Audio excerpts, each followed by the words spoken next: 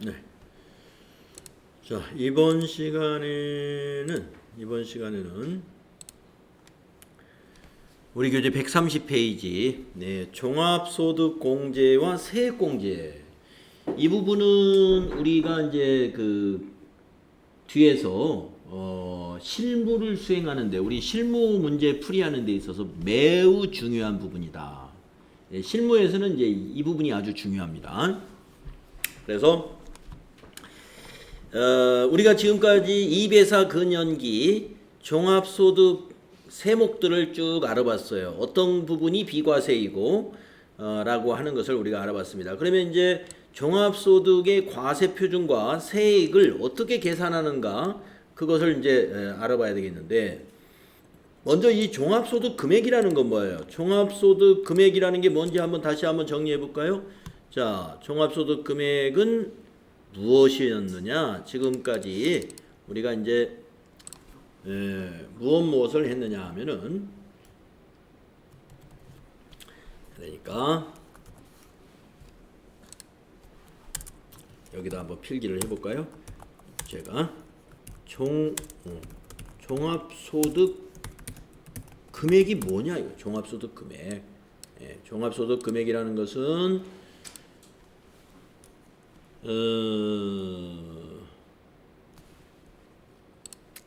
종합소득 금액이라는 건 자, 이자 소득이 있었고 연금 소득이 있었고 그 다음에 아니야 연금이라 배당 소득부터 해야죠.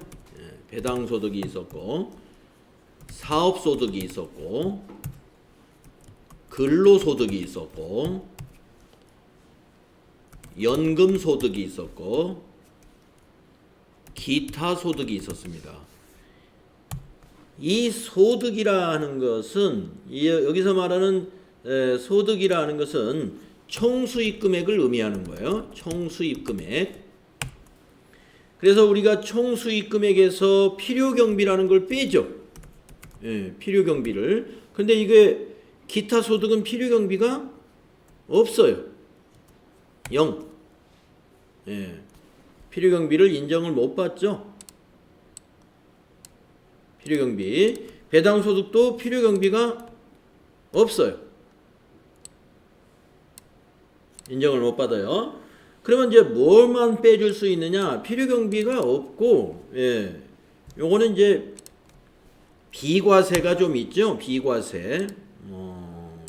어떻게 쓸까요? 알트 엔터든가.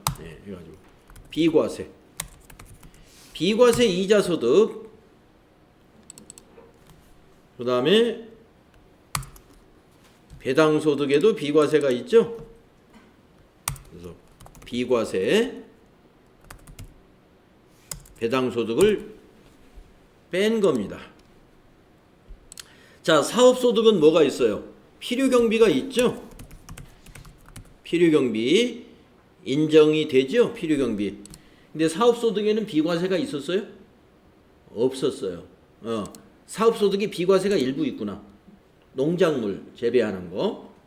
그 다음에 나무를 임업을 해가지고 6년 이상 키워서 벌목해가지고 파는 소득. 이런 몇 가지 사업소득 중에 비과세 일부 있었죠.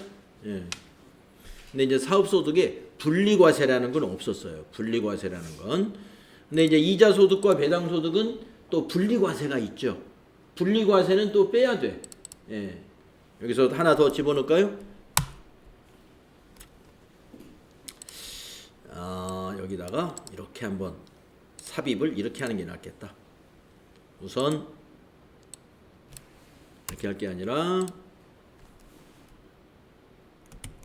필요경비부터 필요경비가 X 이렇게 0보다는 없다. 필요경비가 없다. 그런데 비과세는 있죠. 이자소득에 비과세 이자소득은 빼는 거예요. 비과세 빼고 이것도 비과세 빼주고 빼주는 건 있는 거예요. 빼기.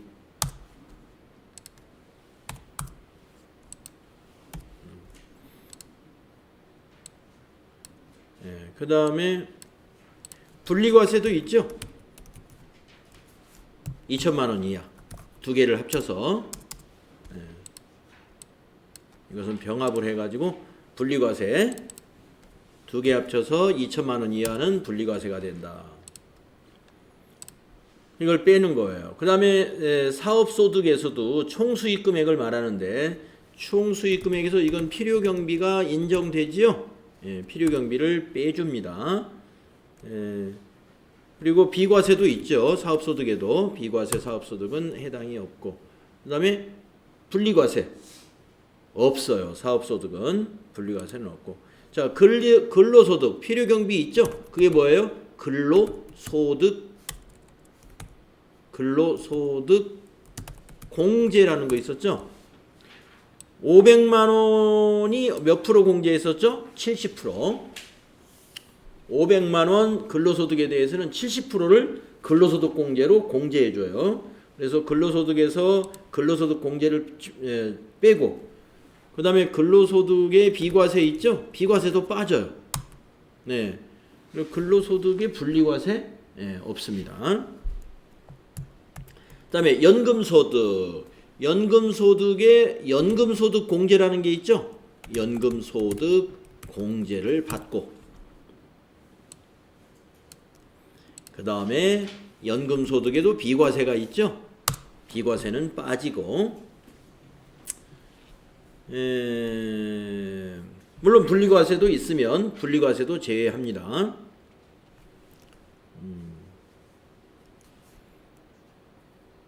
그 다음에 기타소득 볼까요? 기타소득에서도 필요경비가 있죠? 필요경비를 빼줍니다. 그리고 기타소득에서는 우리가 뭐가 있었냐면은 분리과세가 있었죠. 이것도 300만 원 이하는 분리과세를 선택할 수 있었죠. 그래서 여기 있는 총수익 금액에서 이 부분에 해당되는 것들을 우리가 빼줍니다. 이 부분에 해당되는 것들을 우리가 빼가지고 나머지 요걸 다 더한 거, 요거 모두 더한 것을 우리가 종합소득 금액이라고 그래요. 그러니까 이자소득에서 이거 총수익 금액에서 이렇게 해당되는 걸 뺀 거, 이걸 모두 더한 게 종합소득 금액이에요. 그래서 이제 우리가 종합소득 금액을 계산해 가지고 이걸 다 더했더니 가령 여기가 이만큼 된다. 전부 다. 뭐 이 숫자는 별 의미가 없어요. 그냥 비워놓기 뭐해서 이만큼이 된다 그러면 이것을 전부 썸하면 되죠. 모두 썸하면은 이게 이 금액이 종합소득 금액이 된다는 거예요. 그래서 우리가 지금 우리 교재 130페이지에 정리하는 것은 우리가 앞에서 이 부분은 이제 정리를 했단 말이에요. 그러면 이제 종합소득 금액부터 나머지 납부세까지 결정세까지 어떻게 계산을 하느냐 이걸 우리가 정리를 할 텐데 종합소득 금액에서 우리가 뭘 빼주냐면은 저기를 빼줍니다. 종합소득 공제라는 걸 빼줄 거예요. 종합소득 공제.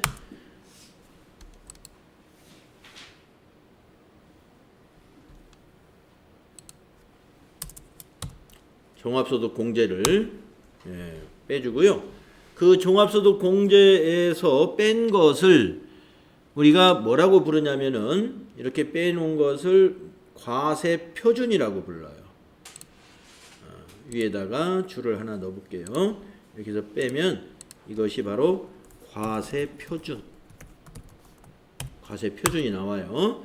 그러면 이제 과세 표준에다가 뭘 곱하느냐면은 과세 표준에다가 곱하기 세율을 하게 돼요.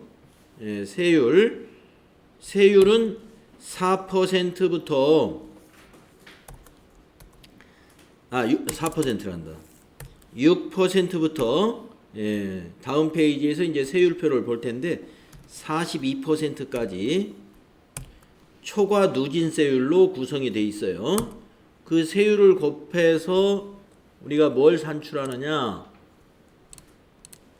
뭘 산출하냐면 산출세액을 우리가 산출하죠. 그 나온 세액을 우리가 산출세액이라고 그래요. 그러면 그 산출세액에서 우리가 무엇을 또 빼주느냐 하면은 세액 감면과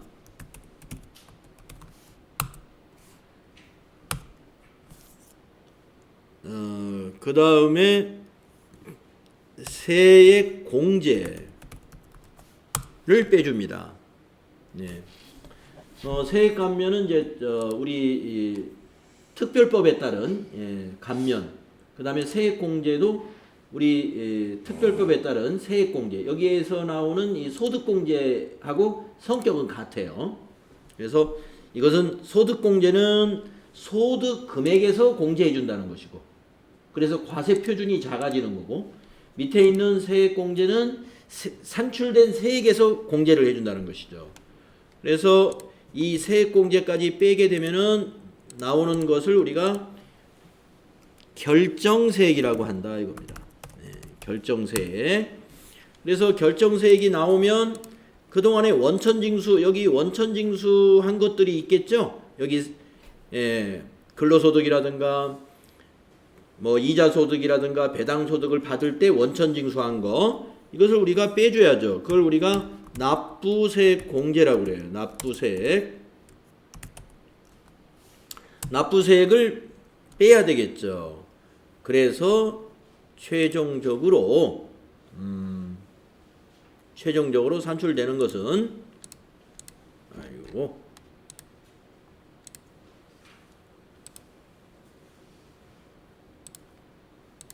이것이 최종적으로 이제 납부세액이 되는 거예요. 그러니까 여기 납부세액은 기납부세액이라고 해야 되겠네요. 기납부세액. 그래서 우리 종합소득세를 이렇게 납부를 하게 된다 이겁니다. 이런 계산을.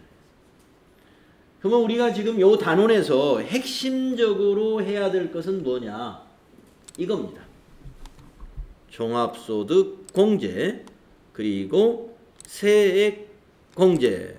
이것이 우리 연말정산, 근로소득세 연말정산하는 거하고 밀접한 관계가 있기 때문에 이 종합소득공제 이 부분하고 세액공제 이 부분을 여기에서 집중적으로 여러분이 잘 이해를 해 두셔야 돼요. 자, 이 내용이 지금 우리 책에 130페이지 상단에 있는 그림이 지금 이 부분을 얘기하고 있는 겁니다. 다시 한번 책으로 가서 보시게 되면은 이 부분이에요. 그래서 이 종합소득공제 중에서 인적공제, 특별소득공제, 기타공제, 조세특례제한법 또는 다른 소득공제 이런 부분들을 우리가 정리해 볼 거고요. 그 다음에 여기 세액공제 설명에 나와 있는 소득세법상의 세액공제, 또 조세특례제한법상의 세액공제 이런 부분들을 내용이 어떤 것이 있는가 하는 것들을 알아볼 거예요. 자, 그러면 먼저 종합소득공제에서 인적공제가 가장 금액이 큽니다. 가장 중요하다고도 볼 수 있어요. 그래서 우리가 연말정산이다라는 걸 하게 되면은 근로소득에 대한 연말정산을 할 때는 이런 인적사항을 확인해야 되니까 가족관계 증명이라든가 주민등록등본이라든가 하는 서류를 제출하죠. 그 서류에 이러한 공제, 인적사항들을 우리가 확인하게 됩니다. 그래서 인적공제는 기본적으로 두 가지의 카테고리로 나누어지는데 기본공제가 얼마고 추가공제가 얼마인가 이걸 계산할 수가 있어야 돼요. 자, 종합소득 소득자에 대해서 자 근로소득자 다 포함이에요. 근로소득자 포함해서 종합소득 소득공제를 할 때 인적공제가 가장 금액이 커요. 인적공제가. 그러면 인적 공제를 우리가 한다 그러면 기본 공제가 얼마고 추가 공제가 얼마인가를 우리가 계산할 수 있어야 돼요. 네, 먼저 기본 공제라는 걸 한번 보겠습니다. 자, 기본 공제에 보니까 주석 3번에 기본 공제에 대한 설명이 있어요. 그걸 한번 먼저 읽어보도록 하겠습니다. 자, 주 3의 이 부분을 한번 보도록 하겠습니다. 기본 공제를 받기 위해서는 해당 거주자와 생계를 같이 해야 하며 구체적인 내용은 다음과 같다. 해당 거주자, 즉 소득자를 얘기하는 거예요. 소득자하고 생계를 같이 하며 구체적인 것은 다음과 같다. 자, 첫째, 주민등록표의 동거가족으로 해당 근로자의 주소 또는 거소에서 현실적으로 생계를 같이 하는 사람이어야 한다는 거예요. 두 번째, 직계비속. 네, 여러분 직계비속은 자녀를 말해요. 입양자도 자녀에 준해요. 따라서 자녀들은 주소하고 관계없이 생계를 같이 하는 것으로 보겠다는 겁니다. 그러니까 우리가 자녀는 저기 서울에서 학교를 다니고 있고 소득자는 이천에서 사업소득이든 근로소득이든 이천에 있어요. 그러면 주소가 다르겠죠. 대학교에 다니는 자녀는 주소가 서울로 돼 있을 거고, 소득자인 나는 주소가 이천으로 돼 있다 이거예요. 그래서 직계비속은 주소하고 관계 없습니다 이거예요. 또 세 번째, 거주자 또는 동거가족이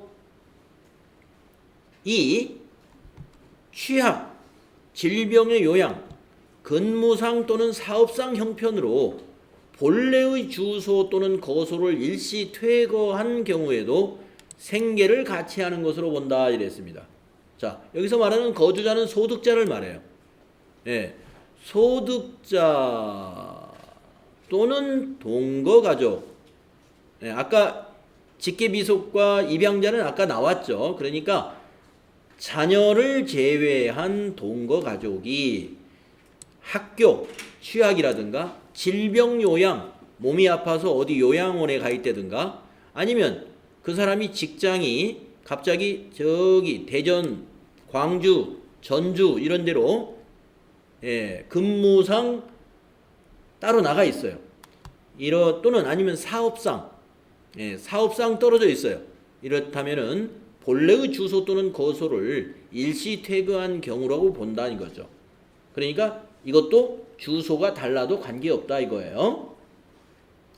다음에 근로자의 부양가족 중 근로자의 직계 존속이 주거의 형편에 따라 별거하고 있는 경우 생계를 같이 한 것으로 보겠다. 그러니까 우리 근로자의 부양가족 하면은 자녀도 되고 위에 직계 존속도 해당이 됩니다. 아니면 배우자도 해당이 돼요.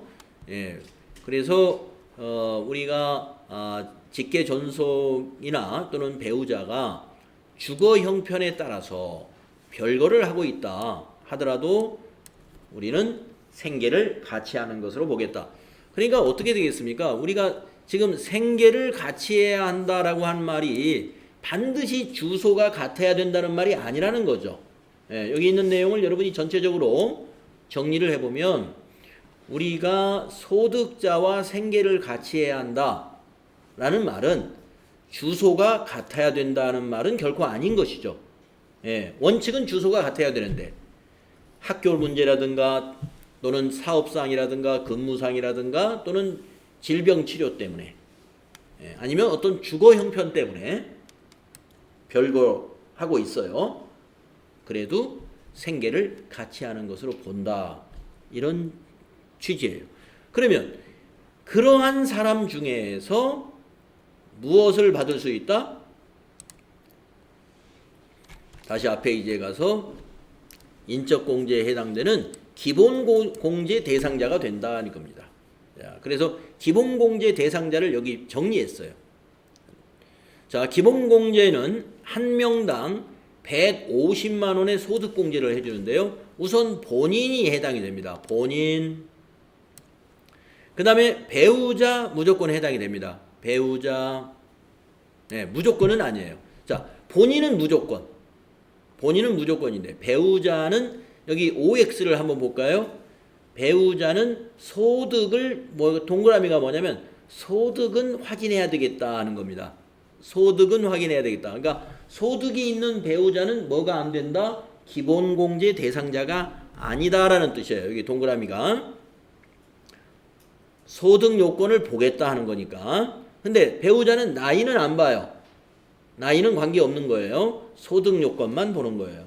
그 다음에 세 번째, 직계 존속이 기본공제 대상자예요. 그런데 직계 존속이면 내 위예요. 직계로 위에.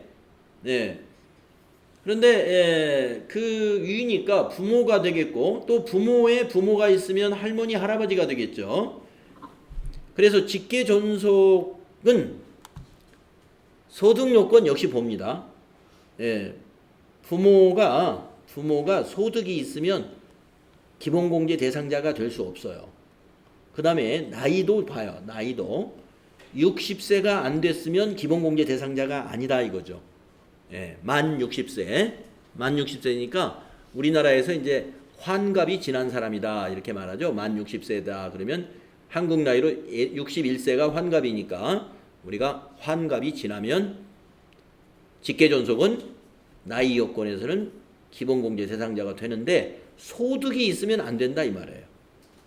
그 다음에 형제 자매 역시 소득이 있으면 안 돼요. 소득자의 형제 자매, 네, 소득이 없어야 돼. 없으면서 나이도 봐요. 형제 자매는 20세 이하이거나 60세 이상인 형제. 네, 그래서 20세 이하이거나 60세 이상인 형제 중에 소득이 없는 형제가 있으면 내가 부양하는 것으로 해서 기본공제를 받을 수 있다 이런 얘기입니다. 그 다음에 다섯 번째, 직계 비속. 예, 직계 비속은 자녀를 말해요. 입양자 포함해서. 예, 그래서 직계 비속은 역시 소득이 있으면 안 됩니다. 소득이 있으면 안 되고 나이도 확인을 하는데 나이는 20세 이하. 예. 만 20세 이하. 그러니까 이제 대학생에서도 한 일부는 되고 일부는 안 되겠죠. 만 20세 이하. 그 다음에 위탁아동. 네. 위탁아동은 여기 또 입양자하고는 좀 달라요. 예. 위탁아동은 예. 입양자하고는 다릅니다. 입양자는 자녀나 마찬가지예요. 위탁아동은 일정 기간만 아동을 돌봐주는 것입니다. 예, 그래서 위탁아동에 대한 해당자가 있으면 기본공제 받을 수 있어요. 역시 나이가 있는데 위탁아동은 만 18세 미만, 그러니까 17세까지, 17세 이하. 예, 만 17세 이하. 아마 고등학교 3학년 정도 될 겁니다. 만 17세면은. 그래서 만 17세 이하의 위탁아동 기본공제 대상자에 해당이 돼요. 소득이 있으면 안 되죠. 근데 만 17세 이하가 예, 소득이 있을 리는 없겠죠. 그러나 소득이 있다면 안 됩니다. 그 다음에 마지막으로 수급자. 예, 수급자인데 나하고 생계를 같이 하는 수급자여야 돼요. 예, 생계를 같이 하는 수급자. 예, 그래서 수급자는 나이를 안 봐요. 나이가 30이든 40이든 나이는 상관이 없는데 역시 소득이 없으니까 수급자죠. 예, 소득은 보겠다. 소득이 있는 수급자는 기본공제 대상은 아니다. 네, 그래서 기본공제가 얼마인지 계산이 가능해야 돼요. 자료를 딱 주면은 우리가 기본공제 얼마 이렇게 계산하시는데 본인 거는 무조건 포함해야 돼요. 네, 본인 거. 자, 그래서 한 명당 150만 원을 곱하면 됩니다. 기본공제 대상자가 몇 명인지 딱 카운트 해가지고 곱하기 150만 원 하면은 기본공제 대상 금액이 돼요. 기본공제 금액이. 자, 그 다음에 그 밑에서 자, 그러면 여기 기본공제에서 이왕이면 주석을 다 보고 갈까요? 직계 비속과 위탁 아동에 대한 추가 설명을 한번 보겠습니다. 자, 주 4하고 주 5에 설명이 있는데 여기를 한번 보겠습니다. 주 4와 주 5. 자, 직계 비속에서 이런 추가 설명이 있어요. 며느리나 사위는 기본공제 대상이 아니다. 네. 그러니까 우리가 직계 비속하면 자녀니까 우리가 자녀 하면은 내가 딸이 있으면 딸이 자녀이지 사위는 자녀가 아니잖아요. 예. 그렇죠? 그리고 내가 아들이 있으면 아들이 자녀이지 며느리는 자녀가 아니죠. 그러니까 직계 비속에 며느리나 사위는 해당이 안 되는 거예요. 다만 며느리나 사위가 해당이 되는 경우가 있어요. 자, 아니하나 기본공제 대상 직계비속과 그 비속의 배우자가, 이게 무슨 말이냐면 내 자녀와 내 자녀의 배우자가 이 말이에요. 내가 소득자예요. 여러분이 결혼해서 소득자이고 여러분이 자녀가 있어요. 그런데 내 자녀와 내 자녀의 배우자가 모두 장애인일 때, 그때는 기본공제 대상에 해당이 됩니다. 예. 내 자녀와 내 자녀의 배우자가 모두 장애인이면 며느리나 사위도 기본공제 대상이 된다. 이게 예외가 하나 있어요. 그거 알아두시고. 다음, 이제 위탁아동, 이걸 보세요. 위탁아동. 위탁아동의 추가적인 설명이 뭐가 있냐면, 이 위탁아동이라는 건 아동복지법에 따라서 위탁아동이 운영이 되고 있는데, 아동복지법에 따른 가정위탁을 받아 양육하는 아동으로서 해당 과세기간에 6개월 이상 위탁을 했어야 돼요. 네, 6개월 이상. 그러면 우리가 소득세법상 해당 과세기간이라는 것은 1월 1일부터 12월 31일이니까 만약에 위탁아동을 내가 실시한 걸 8월 1일부터 실시했다 라고 한다면 지금 5개월밖에 안 된 거죠. 8, 9, 10, 11, 12. 그러면 올해는 위탁아동을 어떻게 해요? 기본공제 대상자로 계산할 수 없다는 거죠. 6개월 이상 돼야 되니까. 그러면 7월 1일부터 위탁아동을 내가 위탁받아서 지금 하고 있어요. 그러면 해당되죠? 7월 1일부터 위탁받은 아동이 있으면 6개월 이상이 됩니다. 그러면 8월 달부터 된 사람은 너무 억울하나요? 아니, 내년에 해줘요. 내년에. 차기로 2월을 해줍니다. 그래서 2020년도 소득공제를 받을 수 있는 거다. 그래서 여기서 뭐라고 했어요? 다만 직전 과세기간에 소득공제를 받지 아니한 경우에는 해당 위탁아동에 대한 직전 과세기간의 위탁기간을 포함해서 계산해준다. 예, 그러니까 내년에 받는다는 얘기예요. 올해 6개월이 안 된 위탁아동은 내년에 해당이 된다. 이런 얘기가 되겠습니다. 그래서 6개월이라는 기간 기억해 주시고, 사위와 며느리는 해당이 없으나 양쪽 다 장애인인 경우만 해당이 된다. 이렇게 정리할 수 있겠네요. 자, 다시 가겠습니다. 자, 이 표 매우 중요한데, 그 다음에 이제 추가 공제를 볼 텐데요. 이 추가 공제는 무조건 기본 공제에 해당되는 사람, 이 사람 중에서 해당되는 거예요. 기본 공제에 해당되지 않는 사람은 추가 공제를 추가 공제 대상자이냐 아니냐를 판단할 필요가 없다. 네, 추가 공제라는 것은 기본 공제 대상자 중에서 여기에 해당되는 사람은 추가로, 아까 기본이어요. 150만 원이니까 거기에다 추가로 더해주겠다 하는 개념이에요. 기본 공제 대상자 중에서 첫째, 만 70세 이상인 분은 이 안에 있는 분 중에서 만 70세 이상인 분에게는 100만 원 추가, 이런 얘기입니다. 그러면 150만 원에다가 100만 원 추가니까 250만 원이에요. 그 사람은 공제 금액이, 소득 공제 해주는 금액이. 자, 그 다음에 장애인이 제일 큽니다.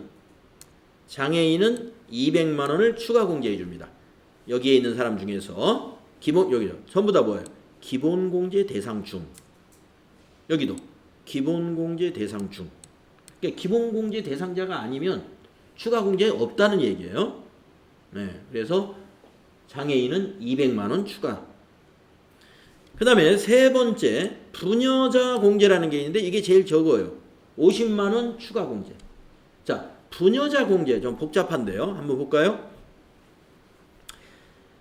종합소득 금액이 3천만 원 이하인 거주자가, 그러니까 소득자를 말하는 거예요.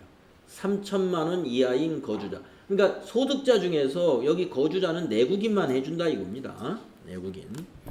3천만 원 이하인 거주자가 다음 어느 하나에 해당하는 경우에 부녀자 추가 소득 공제를 해준다 이 말이에요. 자, 첫째, 배우자가 있는 여성. 예, 배우자가 있는 여성, 결혼한 여성하고 달라요. 예, 배우자가 있는 여성이라는 건 남편이든 부인이든 있어야 된다는 거죠. 그 다음에 배우자가 없는 여성으로서 부양가족이 있는 세대주. 배우자가 없는 여성으로서 부양가족이 있다라고 했습니다. 그러면 이건 어느 경우를 얘기하냐면 미혼 여성입니다. 미혼 여성. 예. 위에 거는 배우자가 있는 여성이니까 혼인을 했고 배우자가 지금 있어요.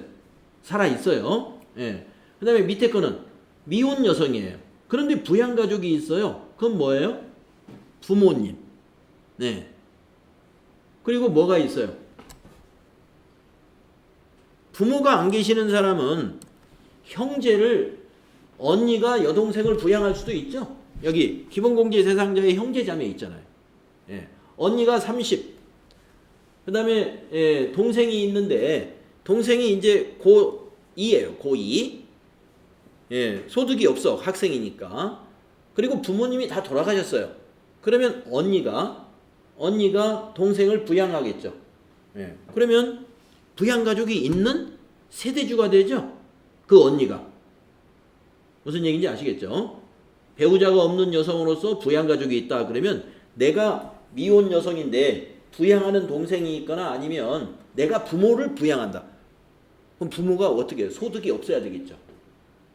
부모가 소득이 있으면 부양하는 게 아니에요. 예, 기본공제 대상자가 될 수가 없으니까. 소득이 없는 부모가 있는 여성이 되겠죠. 예. 그러면 부녀자 추가 소득공제를 받는다. 그게 50만 원. 자, 그보다 더 센 것은 한부모입니다. 한부모는 부녀자 추가 공제에 비해서 100만 원입니다. 100만 원. 그러니까 2배죠. 예, 한부모는 경로우대하고 똑같이 해주는데, 자, 내용을 보면은 배우자가 없는 자로서 기본공제 대상인 직계비속 또는 입양자가 있는 경우다 이랬어요. 예. 자, 배우자가 없는데 직계비속이 있거나 입양자가 있다. 그럼 배우자가 없이 자녀가 있다는 것은 배우자가 사망했거나 배우자하고 헤어졌거나 그런 경우죠. 예. 그래서 자녀가 반드시 있어야 되는 건 아니고 입양자도 자녀니까, 예, 입양자가 있어도 한부모가 되는 거예요. 대신에 배우자가 없어야 돼요.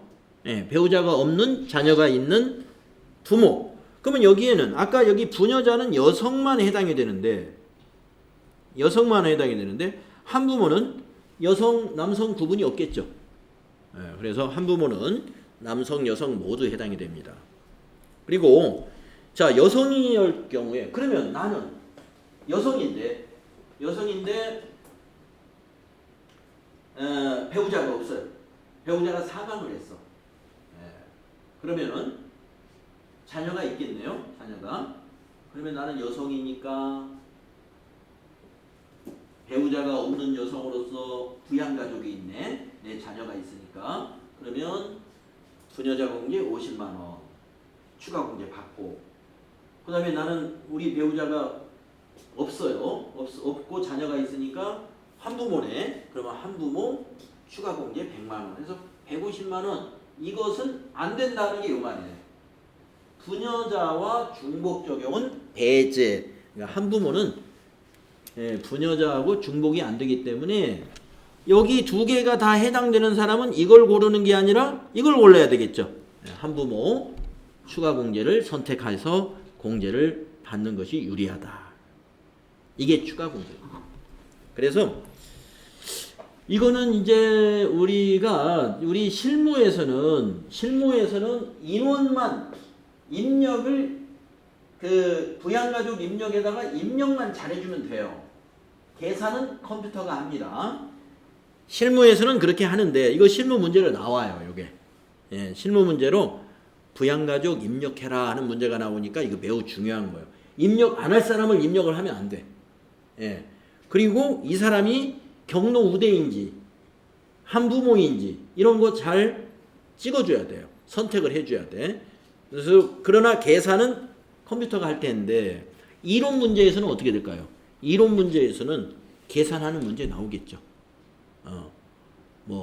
한공회 시에 기본 공제 인적 공제 금액은 모두 얼마냐 이렇게 문제를 낼 수 있다는 것입니다. 그래서 이 표 아주 중요하다. 아주 중요하다. 네. 그래서 이제 우리가 가끔 여기에 없는 사람, 부양가족의 기본공제 대상자가 아닌 사람을 찾아라 이런 문제가 나올 수 있는데 기본공제 대상자가 아닌 사람이면 여기에 없는 사람이죠. 자, 누가 여기에 없는지 한번 보세요. 여기 없는 사람. 자, 일단 사위 며느리 여기 없죠. 기본공제 대상자의 사위 며느리는 없어요. 이모 있나요? 이모 없죠. 고모 없습니다. 이모 고모는 나의 부모의 형제들이죠. 부모의 형제들은 안 돼요. 나의 형제예요. 나의 형제. 소득자인 나의 형제. 그 다음에 또 누가 없냐면은 이모 고모 삼촌 없죠. 삼촌. 삼촌도 어떻게 됩니까? 사촌가이잖아요. 나하고 관계없는 거죠. 그래서 이모 고모 삼촌 이런 것은 이런 사람들은 기본공제 대상자가 일단 아닙니다. 여기에 있는 본인, 배우자, 직계존속, 형제자매, 직계비속, 위탁아동, 수급자 이 사람 중에서 무슨 조건이 맞아야 돼요? 소득이 없어야 되고 나이가 맞아야 되고 근데 나이를 안 보는 사람이 누구예요? 본인과 배우자는 나이를 볼 필요가 없고 수급자도 나이를 안 봐요. 수급자도 나이를 안 봅니다. 그 다음에 이제 요게 뒤에 장애인 여기에 이제 나올 텐데 주 6을 지금 읽어보겠습니다. 이 장애인은 여기 기본공제 대상자 중에 혹시 장애인이 있다면 나이를 안 봐요. 그러니까 형제 자매가 있는데 소득이 없는 형제 자매예요. 20세 이하도 아니고 아직 환갑도 안 지났어요. 지금 30대예요. 젊은 나이인데 장애인이야. 그러면 기본공제 대상자도 되고 추가공제도 돼요. 장애인은 나이를 안 봅니다. 한번 주 6을 그래서 봐야 되겠네요. 자, 다음 페이지에 주 6을 정리하면 인적공제를 다 정리하게 되겠습니다. 자, 주 6 보겠습니다. 장애인의 범위는 다음과 같다. 장애인 복지법에 의한 장애인 및 장애인 아동복지법에 따른 장애아동 여기 장애인에 해당이 된다는 거고 두 번째 국가 유공자 등 애우 및 지원에 관한 법률에 의한 상이자 국가 유공자 하면은 보통 이제 군대 남자들 같으면 군대 가가지고 이렇게 부상을 입은 사람들이 주로 여기에 많이 해당이 되죠. 그 다음에 세 번째 상이자와 유사한 사람으로서 근로 능력이 없는 자, 그 밑에 국가유공자 등 애우 및 지원에 관한 법률 시행령 별표 3에 규정된 상위 등급 구분표에 계기하는 상이자와 같은 정도의 신체 장애가 있는 자, 가로 열고 보훈청에서 발급하는 장애인 증명서 제출. 그러니까 보훈처에서 인정하는 장애인이 바로 해당이 된다. 이거. 자, 그다음에 자, 세 번째. 항시 치료를 요하는 중증 환자도 장애인이에요. 네. 중증 환자 여러분 아시죠? 병원에 가면 중환자실을 생각하시면 되겠죠. 중증 환자. 그래서 지병에 의해서 평상시 치료를 매일 치료하고 있는 사람들. 예, 지병에 의해서 평상시 치료를 요하는 취업이 곤란한 상태에 있는 자. 예, 그러니까 학교고 또는 직장이고 도저히 일할 수 없는 사람을 우리가 항시 치료를 요하는 중증 환자로 분류를 해서 장애인의 범위에 해당이 됩니다. 소득세법에서 정하는 장애인 증명서, 그러니까 소득세법에서 아마 정하는 장애인 증명서라는 게 아마 있을 거예요. 예, 중증 환자에 대해서. 그래서 이게 이제 해당자가 있으면 요거 세 가지 유형이 있어요.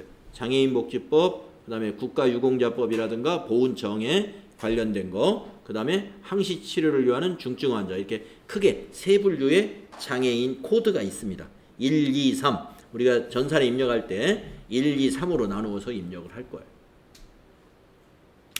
그리고 여기에서는 지금 그 내용이 아까 말씀드린 내용이 없지만 장애인은 뭐를 안 봐요? 나이를 안 따진다는 겁니다.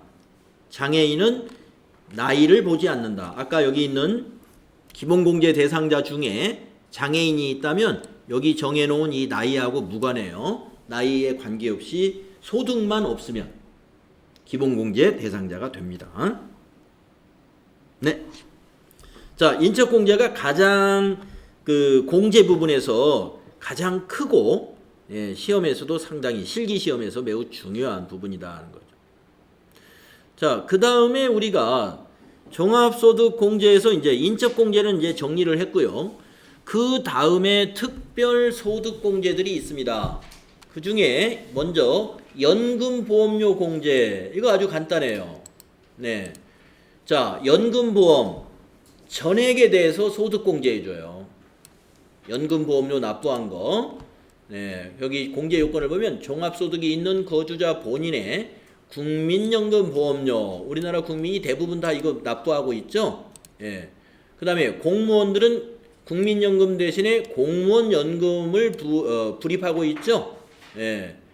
이렇게 국민연금이라든가 공무원연금이라든가 또 사립학교 선생님들은 사학연금이라는 게 있죠. 이런 것들을 우리가 공적연금이라고 한다고 그랬죠. 연금소득에서 배웠죠.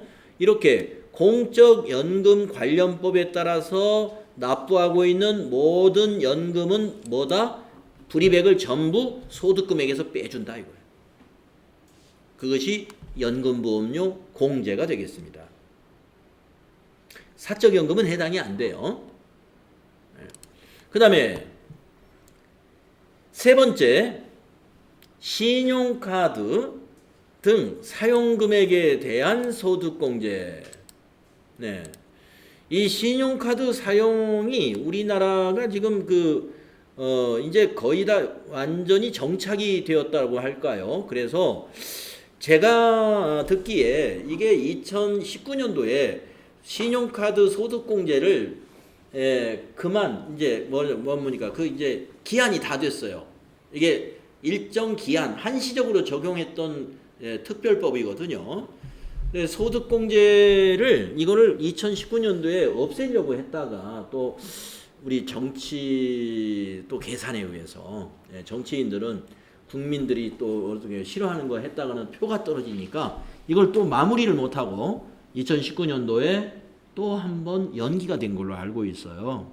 그래서 하여튼 뭐 계속 지금 진행 중입니다. 그런데 왜 그러냐면은 국가가 신용카드 사용금액에 대해서 소득공제를 해주는 이유가 뭐겠어요? 신용카드사하고 국가하고 뭐 이렇게 짜움을 했을까요? 예. 뭐 국가가 신용카드 회사를 특별히 이뻐할 이유가 없잖아요. 왜 그랬을까요? 예. 자, 근로자들이 신용카드를 많이 쓰게 되면 국가가 무슨 이득을 보느냐면요. 개인 사업자들의 소득을 다 들여다볼 수가 있어요. 네. 개인 사업자들의 소득. 자, 제가 학원을 해요. 우리 학원에 학원비를 납부하는 그 학원생들이 전부 신용카드로 100% 결제를 한다고 볼까요? 그러면 쟤는 종합소득 신고할 때 단돈 1원도 숨길 수가 없어요. 왜 그러느냐? 신용카드 매출 금액은 신용카드사에서 국세청으로 전송이 돼요. 그래서 국세청에 사업자 번호 아무개는 신용카드로 매출이 얼마다 하는 게 딱 잡혀 있습니다. 근데 내가 종합과세 신고할 때 신용카드 매출이 가령 1억이 잡혀 있는데 내가 거기다가 5천만 원이요 하고 종합 5월달에 신고하면 국세청에서 기계가 딱 잡아내요. 이 사람 거짓말하고 있다. 그래서 우리 자영업자 이 자영업자들이 근로자에 비해서 어떻습니까? 소득을 100% 노출을 안 하는 부분이 좀 있죠.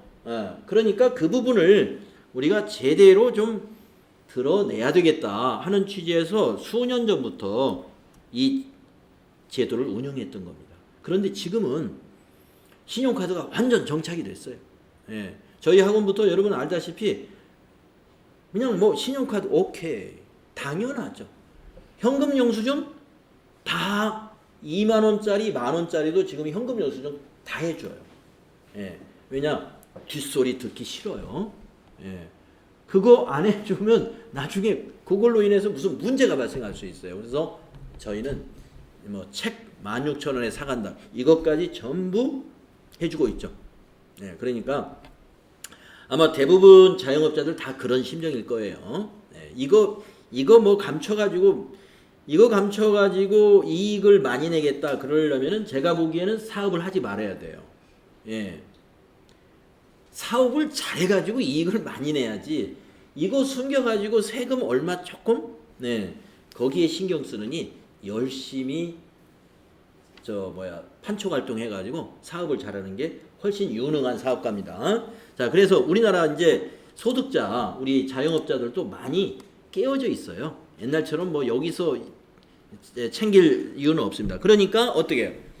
이제 할 필요가 없다 이거예요.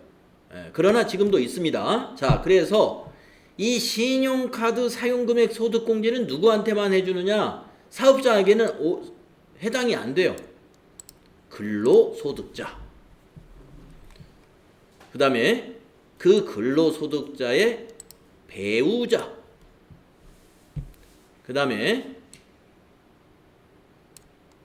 그 근로소득자의 자녀. 이 사람들이 사용한 금액에 대해서 소득공제 해줍니다. 그러면 저는 근로소득자가 아니니까 제가 아무리 카드 많이 써도 종합소득 신고할 때 소득공제 받는 건 없는 거예요. 근로소득자에게만 해줘요. 왜 하필 근로소득자에게만 해주느냐? 근로소득자가 우리나라 개인 소득자 중에서 제일 많아요. 근로소득자가. 그래서 근로소득자에게 이러한 기회를 준다. 사업소득자에게는 안 주는 겁니다. 신용카드. 사업소득자는 신용카드를 많이 쓸 수가 있어요. 사업을 하기 때문에. 사업 목적상 사업 비용을 많이 지출하잖아요. 그렇기 때문에 우리 집에 생활비로만 카드를 쓰는 게 아니라 사업용으로도 쓰면은 이게 사업에서 비용으로도 인정받지, 또 신용카드로 사업 비용을 지출해 가지고 소득공제 받지 하면은 안 될 것 같으니까 이거 근로소득자에게만 해야 되겠다. 근로소득자는 대부분 소득을 다 생활비로 쓰고 있잖아요. 그렇기 때문에. 그래서 기본공제 대상자로서 나이 제한이 없으며 형제 자매 및 장애인 직계비속의 장애인 및 배우자 사용액은 제외된다. 그러니까 누구만 되는 거예요. 신용카드는 본인의 배우자와 자녀의 신용카드 사용 금액만 해주는데 100% 해주느냐? 안 해주고요. 자, 사용 금액에 먼저 볼까요? 이것도 외울 필요는 없어요. 이 복잡한 걸 우리가 계산을 다 하는 게 아니라 전산 프로그램에 넣으면 계산이 자동으로 되는데 이론 문제를 풀기 위해서 약간은 알아줘야 돼요. 약간은. 자, 첫째는 근로소득자라는 거. 그 다음에 공제금액을 사용금액 다 해주는 게 아니라 전통시장에서 만약에 100원어치 썼다. 그러면 40원 해준다 이거예요. 40%. 대중교통으로 100원어치 썼다. 그러면 40원 해준다. 이거 40%. 그러니까 전통시장하고 대중교통이 40%. 도서나 공연은 30%. 네, 또 다음으로 넘어가 보면요. 신용카드가 아니라 직불카드 있죠? 직불카드는 30%. 신용카드가 15%. 그래서 신용카드나 현금영수증도 여기에 동일하게 해당이 됩니다. 현금영수증도. 신용카드나 현금영수증 이게 전통시장하고 대중교통 사용한 것이 가장 공제율을 높게 해준다 하는 거하고 직불카드가 또 신용카드보다 2배 30%니까 다르다. 자, 그리고 요 6번에 있는 이 복잡한 계산은 아예 보지도 마시고요. 예, 이건 컴퓨터 프로그램이 계산을 할 거니까 신용카드 공제 금액을 계산하라는 문제는 절대로 안 나옵니다. 이건 전산으로 계산해야지 사람이 계산할 일이 아니에요. 요 기준이 아주 복잡하기 때문에. 예, 다만 이것은 이론 문제 때문에 요것은 알아야 되겠다. 최저 사용 금액. 최저 사용 금액이라는 게 있다 이겁니다. 그래서 근로자의 신용카드 사용 금액 모두가 그러면은 15% 또는 40%까지 그 금액을 소득 금액에서 공제해 주느냐? 아니다 이겁니다. 자기의 총 금액, 비과세 소득을 뺀 총 금액 거기에 25% 이상을 써야 돼요. 25% 이상. 그러면은 우리가 비과세 빼고 내가 받는 총 급여가 가령 4천만 원을 받는 3천만 원이라고 해볼까요?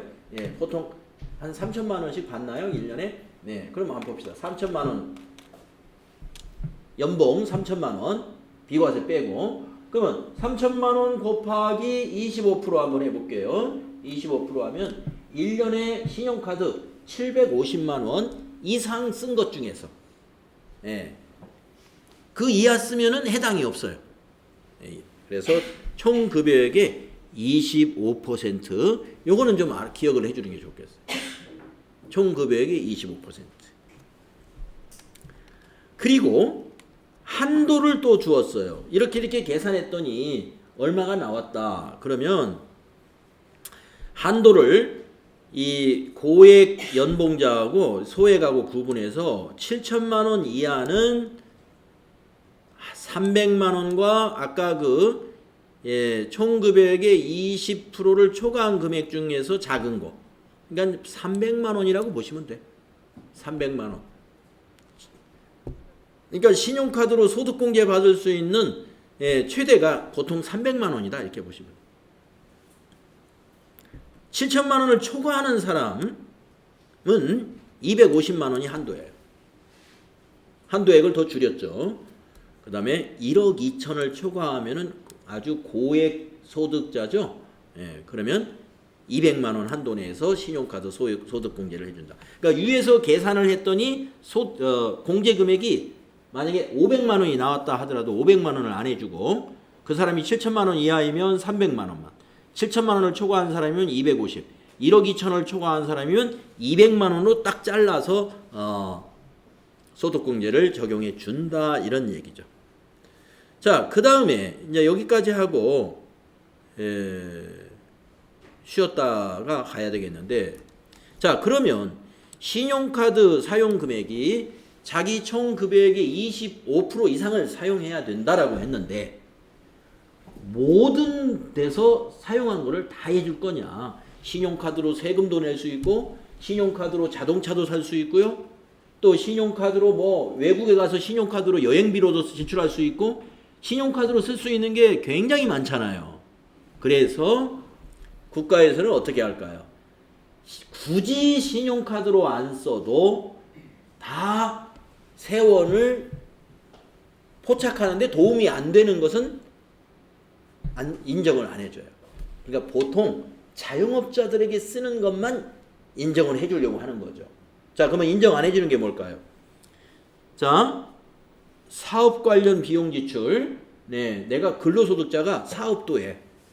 근로소득자가 사업도 하면서 사업용으로 썼다 이거예요. 사업용으로. 그거는 해당이 없어요. 그래서 아까 사업소득자에게는 이 신용카드 소득공제 자체를 안 해주는 겁니다. 그 다음에 비정상적인 사용. 이거는 이제 카드 깡 같은 걸 말하는 거예요. 카드로 지출을 안 했는데 그냥 허위로 이게 점표 끊는 거 있죠? 비정상적인 사용. 자동차 구입 안 돼요. 근데 밑에 주가 보면 중고 자동차는 10%만 인정을 해준다. 중고 자동차에만 10%. 네. 새 자동차는 안 해줍니다. 왜냐? 자동차 파는 것은 굳이 이걸로 안 해도 다 이미 파악이 되고 있다는 거죠. 그 다음에 이런 거 건강보험료, 고용보험료, 연금보험료 같은 거를 보험료를 납부하는 것도 해당이 없고요. 해외에서 사용하는 거 전부 해당이 없고요. 학교에 수업료 내는 거, 또 보육시설, 유아원 같은데, 그 보육원 같은데 계산하는 거 이거 안 되고, 세금 내는 거 안 되고요. 전기요금, 수도요금, 가스요금, 전화요금 내는 거 해당 없다. 네. 그리고 아파트 관리비 같은 거, 텔레비전 시청료 이런 거, 공공요금적인 거 해당이 없고요. 상품권만 구입한 거 해당이 없고, 리스료 카드로 사용한 거 해당이 없고요. 그 다음에 취득세 등 등록면허세, 이거 세금이니까 해당이 없고요. 또 금융보험과 관련된 지급액, 그러니까 보험료 같은 거, 보증료 같은 거 해당이 없고, 네. 또 신용카드로 만약에 기부금을 결제했는데 기부금 세액공제를 받았다면 그것은 해당이 없고, 이중으로 안 해주니까 세액공제를. 그 다음에 소득세법에 따라 소득공제를 적용받는 월세액, 우리가 이제 근로자에게는 또 월세를 내는 경우에 월세액 소득공제를 해줘요. 그러면 신용카드로 만약에 월세를 냈다. 그러면 월세 소득공제를 받기 때문에 이중으로 안 해준다 이런 뜻이고요. 네, 그 다음에 역시 국가나 지방자치단체에 납부하는 뭐 사용료, 수수료. 그래서 이런 내용을 보면은 우리가 굳이 이거는 개인 자영업자들의 소득하고 관계가 없잖아요. 네, 그래서 자영업자들의 소득을 제대로 노출시켜 보려고 하는 그런 부분과 관계없는 이런 부분에 대해서는 사용금액으로 인정을 안 해요. 이거는. 네, 그래서 우리가 신용카드 소득공제가 금액이 혜택이 굉장히 근로자들에게 클 것 같지만, 이 정산서를 뽑아보면은 별로 안 됩니다. 항목은 굉장히 커 보이는데 실제로는 아까 말씀드린 대로 한도도 있죠. 또 사용금액이 자기 총급여액의 25% 이상 쓴다는 것도 이게 힘들 수가 있어요. 카드 지출을 굉장히 많이 하는 사람 아니고는 별로 없습니다. 그런 사람들이. 물론 이거 현금 영수증 포함이에요. 현금 영수증 포함. 자, 그래서 여러분들이 이제 근로자시라고 한다면 이 현금 영수증하고 이거를 우리 국세청 홈택스에 가가지고 근로자들은 자기 그 현금 영수증 등록을 미리 해놔야 돼요. 소득공제용으로 여기 여러분 전화번호 같은 거 이걸 등록하는 제도가 있어요. 그래서 미리 그 등록을 해가지고 나중에 연말정산 간편화 자료 이런 것을 우리가 떼면은 여러분의 핸드폰 번호로 현금 영수증 발급받은 것까지 여기 신용카드 사용금액으로 다 집계가 되게 돼 있어요. 그래서 옛날에는 신용카드 영수증 같은 거 현금 영수증을 근로자가 이렇게 따로 모았단 말이죠. 옛날에 그랬어요. 근데 지금은 모으질 않고 국세청에 다 모아져 있습니다. 그래서 그 자료를 출력해 가지고 이용하시면 된다. 자, 10분간 쉬었다가 다음 내용 다음 시간에 알아보도록